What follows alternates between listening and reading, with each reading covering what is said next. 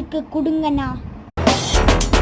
இருப்பா தம்பி. ஷேவிங் பண்ணி நீங்க அப்புறம் ஷேவிங் பண்ணியாச்சு. ஹேர் ஸ்டைல் அப்படியே மாத்திட்டு கெத்தா கண்ணாடி போட்டுருந்தா மஜாவா இருக்கும். கொடுங்கண்ணா கொடுங்கண்ணா.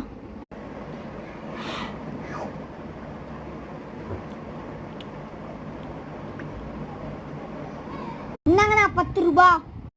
அட கோப்பா அவனை என்ன பண்றான் பாருங்க. அவன் என்ன சொல்றான் பாருங்க. என்ன சொல்றான் பாருங்க. கம்பு கட்டுற கதையெல்லாம் எழுந்திரு புட்டுறான்ப்பா.